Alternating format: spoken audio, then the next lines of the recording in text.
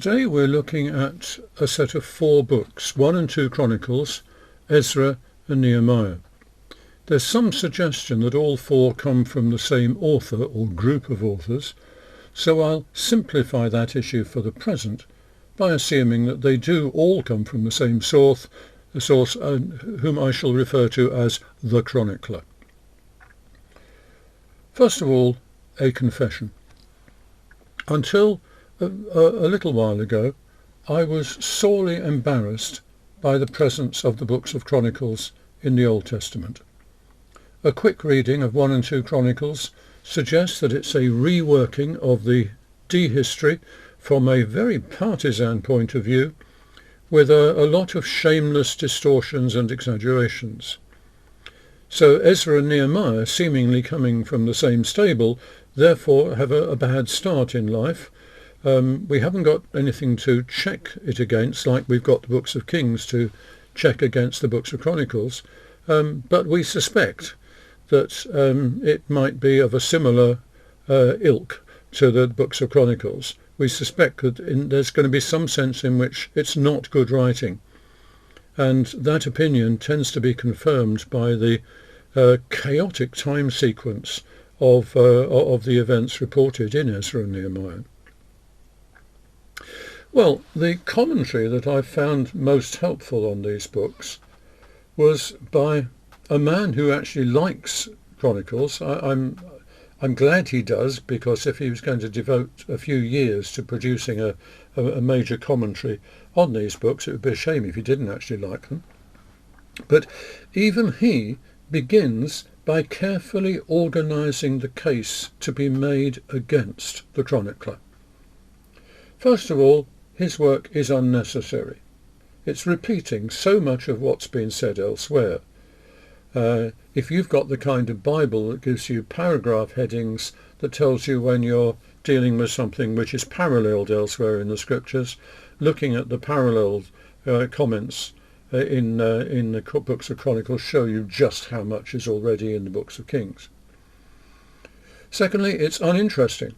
All those lists of names, what use are they to us? It's defective. It focuses entirely on Judah, the southern kingdom, and refers to Israel only insofar as it touches Judah. It therefore omits people like Elijah and Elisha, and in its focus on David, it turns David into a saint, which he certainly wasn't. And it's incredible. 2 Chronicles 17 from verse 14 has 1.16 million soldiers serving Jehoshaphat in Jerusalem. Come on. Also, the way that the chronicler links success in battle with prayer comes over as too neat to be taken quite straight. It may be magnificent in its clarity, but it doesn't come over like history. It comes over as if the writer is making a preaching point. And that's it. The chronicler appears to be producing a work of history, and we're inclined to read it as a work of history and to expect it to be good as a work of history. But it's intended, rather, to be a work of preaching. So if he's preaching, what sort of message is he trying to get over? Well, before we can say that, we need to do a little reminder about the background in front of which it's set. The events leading up to his own time. You can tell what the chronicler's own time is, at least roughly, if you treat Ezra and Nehemiah as from the same stable, then those books include accounts of the restoration of Jerusalem. So at least some of this material must have been written after those things had happened. Well, let's get some dates. 538 BC, the exile formally ends with the Edict of Cyrus. 516, the foundation of the Second Temple. 458, long time after that, Ezra leads another return of exiles. And 445, Nehemiah comes to rebuild the walls of Jerusalem. Notice the huge gap here from 538 to 445, 90 years or so. Against this background, then, what is the chronicler trying to achieve? Well, I think there's a brilliant introduction to the books of Chronicles in the Good News Bible. And I want to read you now the first part of it. What's the point of the Chronicles? To show that in spite of the disasters that had fallen upon the kingdoms of Israel and Judah, God was still keeping his promises to the nation and was working out his plan for his people through those who were living in Judah. And as a basis for this assurance, the writer looks to the great achievements of David and Solomon, to the reforms of Jehoshaphat, Hezekiah and Josiah, and to the people who remained faithful to God. You see, if you were to look just at Israel, the northern kingdom, you could despair of there being any continuing purpose for those people. Assyria had broken their national line, and their national line had been pretty disgraceful anyway. So it's difficult to get any sort of sign of hope out of what you know about the northern kingdom. But in Judah, at least by the time these books were written, continuity had been restored. The covenant which God made with David was once again a going concern in Judah, and this should interest the northerners even. If you look at 2 Chronicles 13, the first 12 verses, which is Abijah's peacemaking speech, which is not reported in the books of Kings. He says that during the time when the northern kingdom was still in business, this passage says that the southern king, Abijah, makes an extended overture to the northerners, pleading with them to unite with the south, at least as regards their worship of Yahweh in Jerusalem. The books of Kings had made plenty of, for instance, Josiah's reforms, centering worship more fully on Jerusalem, but that's now taken up in a grander sweep, because Jerusalem has been restored and can serve in this way again, and can serve now for the whole nation. For any people who are left from the north, they can join in this and are welcome. If you doubt this onward motion in our history, then catch all the flavours which the chronicler puts as to how the Lord secures the victory for those of his people who live in his will.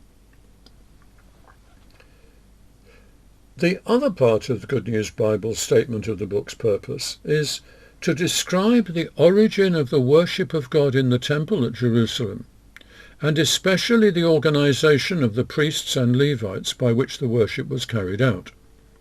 David is presented as the real founder of the temple and its ritual, even though it's Solomon who builds the temple. Well, the first temple had been run by priests living in or around Jerusalem, mostly descendants of Zadok, assisted on a rota basis by Levites, some of whom lived elsewhere. When Jerusalem was destroyed, that Zadokite upper crust disappeared, because they were pretty much included in those who were exiled, and any sacrifices offered in the ruins of the temple would have been conducted by Levites, country Levites, people who weren't used to doing very much in Jerusalem, but who thought that they would come into the ruins of Jerusalem and conduct the occasional sacrifices there. Well, at the return, the descendants of those Zadokites who'd been taken into exile expected to step straight back into their father's shoes, whereas the country Levites had got used to being able to do something useful in Jerusalem, and they didn't want to return to their humbler status.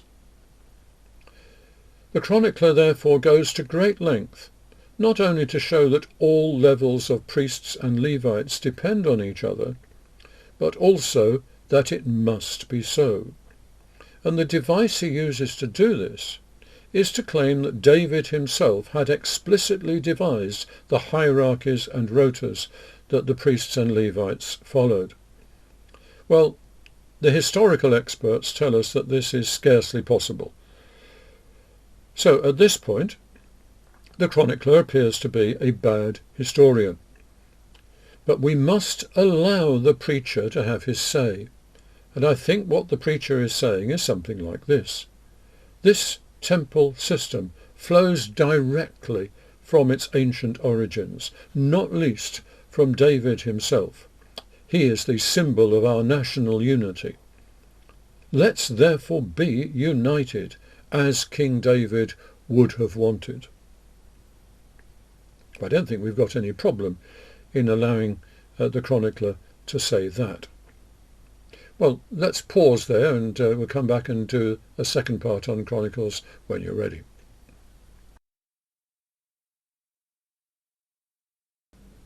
As an example of how the chronicler's work differs from the books of Kings, let's look at their treatment of Asa, king of Judah. It would be helpful if you would read 1 Kings 15, verses 9 to 23, which is all that the books of Kings have on Asa. He made some good reforms. Upon being invaded by Israel, he bought the favours of Syria and defeated Israel. If you'd like to read that and then come back to me. Well, the books of Chronicles have a lot more. They have 3 whole chapters on Asa, 2 Chronicles 14, 15 and 16. Chapter 14, verses 9 to the end of the chapter, have another invasion, this time from Sudan, and this one is defeated not by treaty, but by prayer. The moral of this is clearly Asa was a good guy. In chapter 15, we have Azariah's prophecy saying, stick with the Lord and you'll be okay.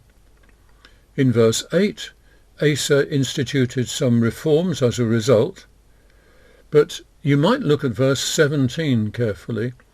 When you're reading this verse, stress the word Israel, because it's referring here to the northern kingdom as distinct from Judah in the south, and is saying that the chronicler would have preferred that Asa should have invaded the northern kingdom and carried out the same sort of reforms there as he'd carried out in the south, but he didn't. And still in chapter 15, verse 9, however, individuals from the northern kingdom, seeing the godliness of Asa's reign, did come south and join him there. And in verse 12, with the presence of some of those northerners, there is a covenant reenactment. Then we come to a reworked account of the invasion from Israel. In chapter 16 of 2 Chronicles, in verse 1, we actually get a date for this, which we're not given in the book of Kings. And archaeology suggests that the chronicler's date is likely to be right, and therefore that he has, and that suggests that he has some good independent sources. That is, not all his additions that he makes to the king's accounts are a result of his own fancies. He seems to have got some good information from somewhere. And then verses 7 to 10 in chapter 16, Hanani the prophet condemns Asa for using wealth and treaty instead of prayer. That's a point that is not made in the king's account. And verse 12, Asa, as a result, came under judgment. What can we learn from this comparison of these two versions of the story of Asa? Firstly, the book of Chronicles is not just copying out kings, but is making a point by adding new material. Secondly, some of that new material can be checked and is good, despite the obvious charges that it's so easy to bring against the chronicler by way of exaggeration and so forth. And thirdly, most of that new material is designed to show that it's right to be faithful to the Lord and to be involved in his historic covenant centred on Jerusalem in Judah. And this picture comes over even more strongly in the reign of King Jehoshaphat, Asa's son. Jehoshaphat was a good king, following up his father's reforms. Also he was successful and wealthy. 2 Chronicles 17:1-6 are not in the books of Kings and make this point. In the story of Micaiah, which is in Kings, Jehoshaphat shows his spirituality and his sense of discernment, which is repeated in 2 Chronicles 18. But even though Jehoshaphat is reprimanded for getting involved in an unholy campaign, that's in the opening verses of chapter 19. Chapter 20 has a major campaign against a combined threat from Moab and Ammon, and Jehoshaphat handles it entirely through prayer, a sign that he was a good guy. And as a result of this, their confidence was such that as they approached the moment of battle, they were organised to sing to God. Verse 21. Their confidence of victory, expressed in praise, made the enemy troops believe that they'd already lost, and they set about destroying each other. It may be that it'll be useful, before we carry on, if you'd like to read through the Jehoshaphat chapters in 2 Chronicles, so that you can check that my summaries here have got some justice to them. And then we'll come back and do the third part of our study of the chronicler.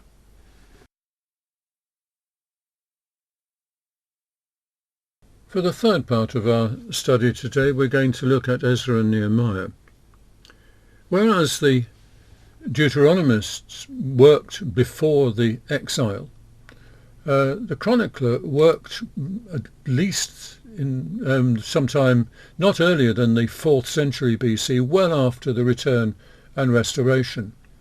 And his case depends then not just on retelling the story up to the exile, but on continuing the story through into the restoration. Only by doing that can he demonstrate that this continuing purpose of God for his people is real. And Ezra and Nehemiah continues the story into the restoration, even though there's still doubt whether this particular part of the story was put together by the chronicler himself. It appears to be akin to the work of the chronicler, and so it's not making too much of a blunder to lump them together. The structure of the books. If you've ever tried reading Ezra and Nehemiah properly, you've probably thrilled at some of the details, perhaps been horrified by some of them, and you've been thoroughly confused by the overall picture. Let's look first at that confusion. It's not easy to tell in what order the events took place. Some dates are given, although at least one looks as if it might be a mistake, and even going by those dates, the events are not told in sequence. Trying to reconstruct their sequence is not easy, and it doesn't give an answer to which most scholars are agreed. Another structural oddity is that in the Hebrew Bible, Ezra and Nehemiah actually are presented as a single book, often called just Ezra. And it even looks as if the usual treatment of Ezra and Nehemiah as two separate books was down to the likes of Herr Gutenberg and others when printing started to be part of the picture, and those printers were usually on a fairly Christian base. It had become the Christian habit to treat Ezra and Nehemiah as two separate books, and from the advent of printing, that has been pretty much followed. So even how many books are involved here doesn't have a sort of single right answer to it. Each corner you look round, you seem to get another cause of confusion. Well, let's then talk about who wrote these books. A lot of people assume that the chronicler was the author of Ezra and Nehemiah, but that's obviously the best place to start, because Ezra picks up where 2 Chronicles leaves off, and Ezra and Nehemiah has the same interests in lists of people and things. But the situation gets more complicated when you look more closely. Most obviously, there are passages in both books in the first person singular. Ezra 7 to 10 and Nehemiah 8 all seem to be Ezra speaking, and Nehemiah 1 to 7 and bits of 11 to 13 seem to come from the man Nehemiah. And these are often labelled for convenience the Ezra memoir and the Nehemiah memoir, and there seems every reason to assume that the two men wrote these two documents as records of their own work. So if the chronicler had anything to do with the writing, what he did consisted in some large part in his stringing these memoirs together with some other material. There are, however, scholars who don't see the chronicler's hand in Ezra and Nehemiah at all, and a cautionary note is that in Hebrew Bibles, in the Jewish Bible, Ezra and Nehemiah does not follow on from 2 Chronicles like it does in Christian Old Testaments. Ezra and Nehemiah appear in the writings section at the very end, and not immediately after 2 Chronicles. Yet another scholar has had the idea that Ezra himself was the chronicler. But that must bring us to another note on authorship, which is about when they were written. Clearly they were written after the events that they relate, so somewhere around 420 BC would be the earliest possible. And lots of scholars are inclined to put a date around 300 BC on at least the present form of the books, although one brave soul does venture something more like 150 BC. I think you've got to be fairly courageous to get that far out of the traditional view. In that connection, then, we ought to look at the bit of this writing that is in Aramaic. Ezra 4:8 to 6:18 consists of a correspondence between local opponents of the restoration of Jerusalem and King Xerxes. It says that the correspondence is in Aramaic, and it's been left in Aramaic, not translated into Hebrew for inclusion in Ezra. Now, at the time that those letters were written, Aramaic was well established as the international language of communication between leaders and high-up officials, much like French was for some time in Western Europe. But King Xerxes, coming from further east, didn't speak Aramaic and had to access the letters through a translator. Now later on, shall we say from 200 BC, Aramaic by that stage had become the ordinary people's language across the Middle East. And the fact that this section of Ezra was kept in Aramaic would suggest that Aramaic was likely to be intelligible to the people who were expected to read the book of Ezra. And that suggests a late date for the book, like 300 BC or even later. In fact, the more you look at the books, the more they seem to have been put together by a selection of people over quite a long period.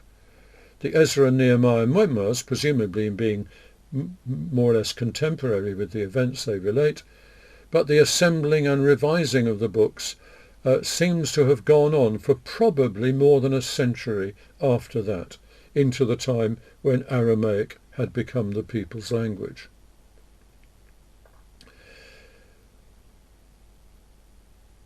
The sequence of events. Most of the fun can be had in trying to sort out the story, deciding what happened when. If you'd like to read Ezra 7 verse 8, taken with what's already been told in the earlier verses there, this should be understood to mean that Ezra went to Jerusalem in the 7th year of King Artaxerxes. The trouble is, of course, that there were two Kings Artaxerxes, number 1 and number 2.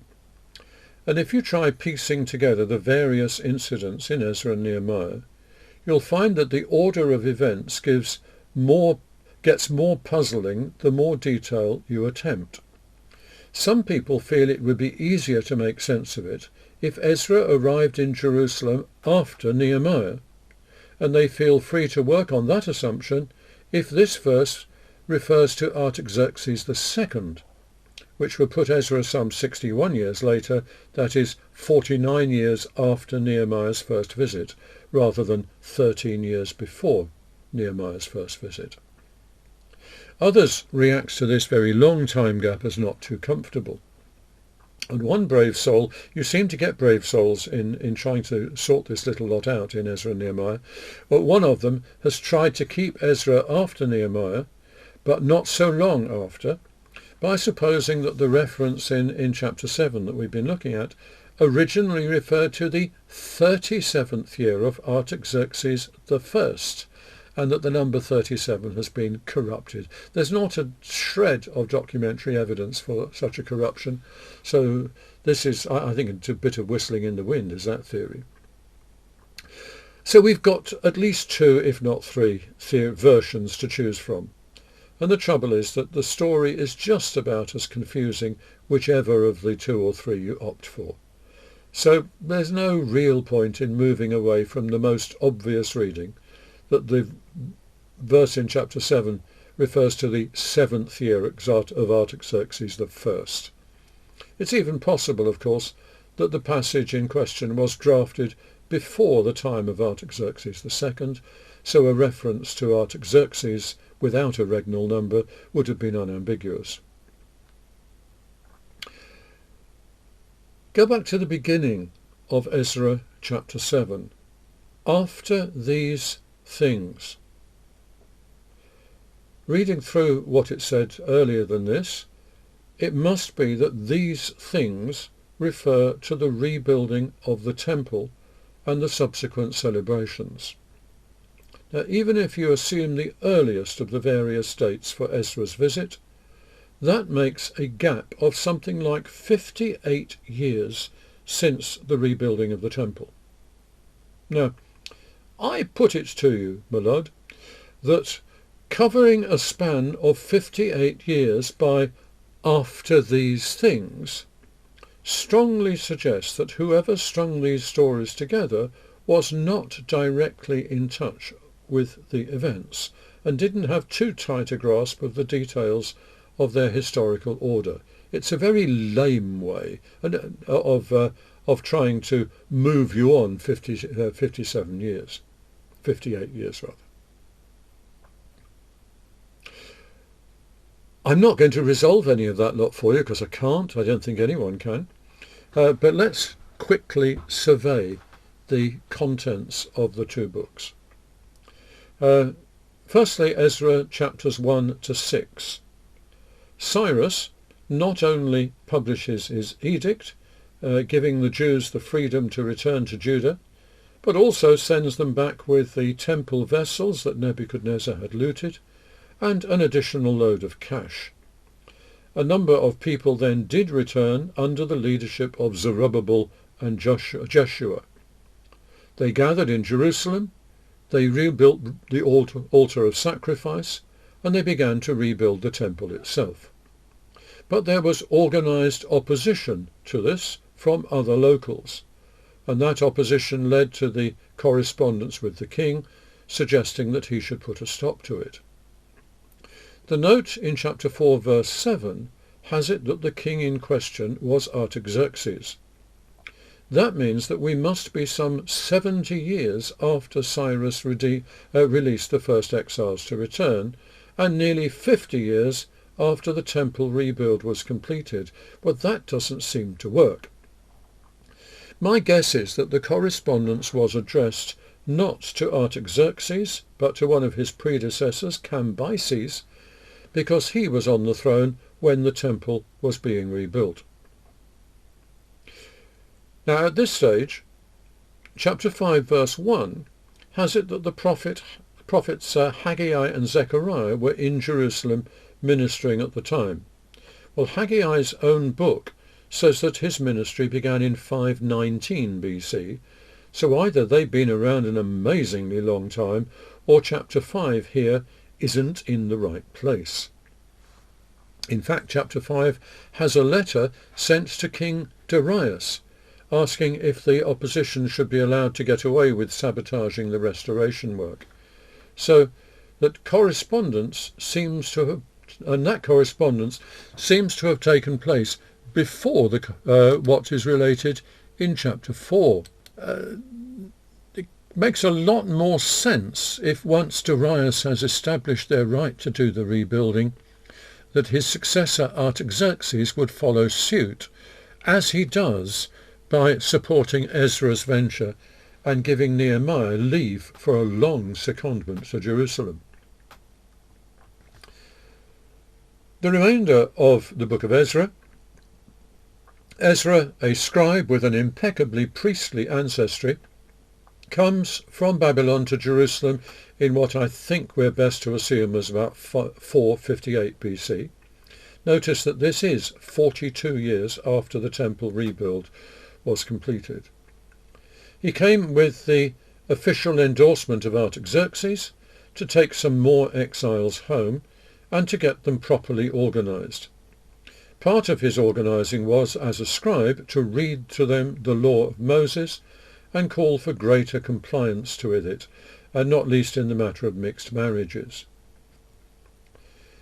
Into the book of Nehemiah, chapters 1 to 7, Nehemiah, cupbearer to King Artaxerxes, wangles official leave to go to Jerusalem and put some order into the place, not least with respect to the city walls. He must have had private means, because he draws no salary as governor of Jerusalem, and yet regularly has 150 people eating at his own table, this as a result of his anger at the poverty that the Persian officials had created for many of the Jews in Judah. Nehemiah will at least feed them. There's an interesting note in verse 14 of chapter 5 that he served as governor for 12 years, but then stayed in Jerusalem with a brief return to court before ending up back in Jerusalem, seemingly for the rest of his life. Nehemiah's chapters 8 to 10, these chapters are further material on Ezra laying down the law, and only really make sense if they refer to the events in Ezra chapters 8 to 10. It beats me why they're here in Nehemiah, but it seems pretty obvious that this is not where they belong chronologically. Nehemiah 11 and 12, lots of lists, of which more soon. And chapter 13 reads as if it's based on a final tour of inspection by Nehemiah, in which he discovers that despite the reforms that he and Ezra have set in place, there are lots of things which still need to be put right. And you might think this is rather sad, although you might recognise that it's how life is. Why, then, have these books, Ezra and Nehemiah? Especially for someone like Ezra, who was born into a priestly family, the restoration of Jerusalem would raise one massive issue. We can rebuild the temple and start up all the old sacrifices again, but will it in any sense be the real temple? Or will it just be an imitation of the real thing that used to be there? We noticed when looking at 1 and 2 Chronicles that the chronicler was trying to establish the proper roots of the temple and its ritual back in King David's day. And Ezra and Nehemiah seem to be updating that by showing that there was a real continuity between the first temple and this rebuilt, the second temple. And that's what all these lists are doing. In true chronicler style, these lists show that the people involved were in continuity with the people who'd been there before. Ezra wasn't the only one who could display his impeccable ancestry. Others could too, and that demonstrated that they were the right people in the right place. Now, undoubtedly, Ezra will have known the story from the end of Exodus, how the glory of God descended on the newly built tabernacle to demonstrate that he genuinely intended to use it himself. And he will presumably also have known Ezekiel's reuse of that motif in his prophecy about the restored temple. So it's extraordinary that we are not told that anything like that happened when they actually got the second temple ready for use. I think it's fair to report that up to the time of Jesus, there was a growing feeling among the Jews that although they were back in their own land, being under foreign overlords made it in some ways feel that they were still in exile. Perhaps the case presented in Ezra and Nehemiah wasn't strong enough to convince them all. Perhaps a bit of glory descending on the restored temple might have convinced them, but I think if it had happened, Ezra would certainly have told us about it. So I think it must be that it didn't happen. And to many Jews, that would feel that something was missing from the restoration of the temple, despite everything that Ezra was saying. But there's another side to the same question. You might have noticed that throughout Ezra and Nehemiah, things happen either because the current Persian emperor made them happen, or that he let them happen. And yet it also says that it was the Lord that made them happen. That is, Ezra and Nehemiah is putting forward a clear case that although the people are not properly independent, they are not fully responsible for their own affairs, it is still possible for them to live as the Lord's people and to do so in a properly godly way. They're being ruled over by a Gentile superpower, but they can still live as the chosen people of God. This, you might feel, is a pre-echo of the give to Caesar what belongs to Caesar and to God what belongs to God. Against that, I should say that not everyone at the time was convinced that they were in an entirely satisfactory situation. A growing number of people were nursing the thought that they never would be in a properly godly position until the Lord sent them a new deliverer, the one they started to refer to it around this time as the Anointed One, the Messiah. Only by his starting a new era would they ever be able to live properly as the Lord's people. And there's plenty of that sort of thinking expressed in the prophecies of Zechariah at this time. Well, that leaves us wanting to make some present-day connections with the ideas in Ezra and Nehemiah.